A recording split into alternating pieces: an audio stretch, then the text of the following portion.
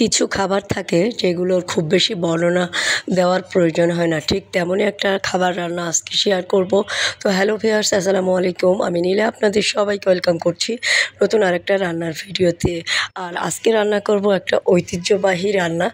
এটা আগের কালের নানি দাদিরা বেশি রান্না করতো, তো আমার খুবই পছন্দের। আমি নানির হাতের অনেক খেয়েছি এই তরকারিটা। তো এটা হচ্ছে আমড়ার তরকারি।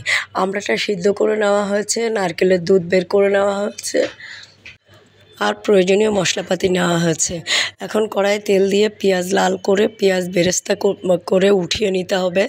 আর ওই কড়াইয়ের ভিতরে ডিম দিয়ে ডিম লবণ হলুদ দিয়ে ভালো করে ভাজা করে নিতে হবে।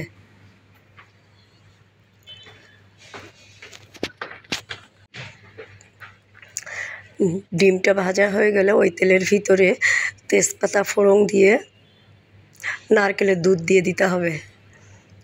নারকেলের দুধটা শুকিয়ে তেল উঠে আসলে ওটার ভিতরে মশলা দিয়ে দিব। মশলা থাকবে জিরা বাটা, আদা বাটা, গরম মশলা, লবণ, হলুদ এবং কাঁচামরিচ। তো সব মশলা পরিমাণ মতো নিয়ে নেওয়া হয়েছে। এখন সব মশলা এটার ভিতরে দিয়ে দিব, আর সাথে একটু শুকনো মরিচের গুঁড়াও আছে। মশলাটা ভালো করে কষিয়ে নিয়ে আমড়াটা দিয়ে দিব।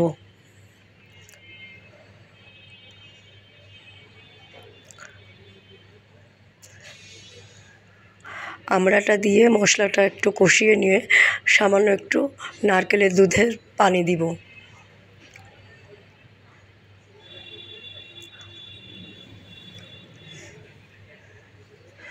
এই পানিটা দিয়েও আমড়াটা ভালো করে কষিয়ে নিব। আমড়া যদিও আগে সিদ্ধ করে নেওয়া হয়েছে আমড়াটার ভিতরে, তাহলে মশলাগুলো ভালো করে ঢুকবে, এ কারণে খুব ভালো করে কষিয়ে নিব।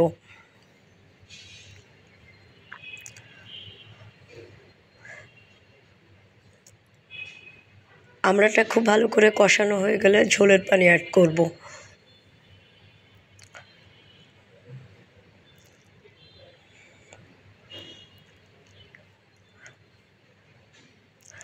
পরিমাণ মতো ঝোলের পানি দিয়ে ভেজে নেওয়া ডিমগুলো দিয়ে দিব।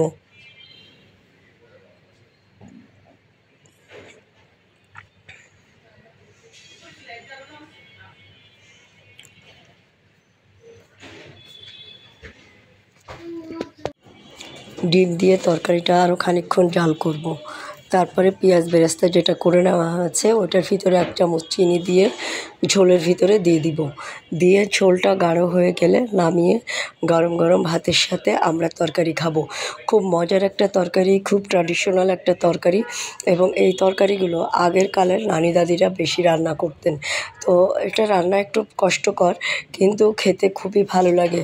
তো যারা আমাদের মতো বয়স্ক বা আমাদের চেয়ে যারা বয়স্ক, তারা কিন্তু এ ধরনের তরকারি খেতে খুবই পছন্দ করেন।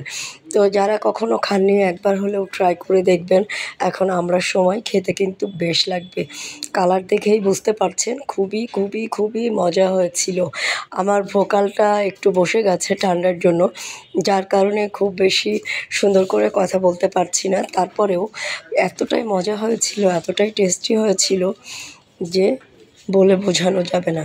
তো হয়ে গেল আমড়ার তরকারি, ডিম আমড়ার তরকারি। যারা কখনো এই তরকারিটা খাননি আমার রেসিপিটা দেখে একবার হলেও বাসায় ট্রাই করবেন। আর যদি খেয়ে ভালো লাগে তখন একটা ছোট্ট কমেন্ট করবেন। আর সাধারণ খাবারগুলো খাবেন, সাধারণ খাবারই ভালো। আর আজকে পর্যন্ত ভালো থাকবেন, সুস্থ থাকবেন, আমার পেজের সাথে থাকবেন। সবার জন্য অনেক অনেক শুভকামনা, ভালোবাসা রইল। আল্লাহ হাফেজ, আসসালামু আলাইকুম।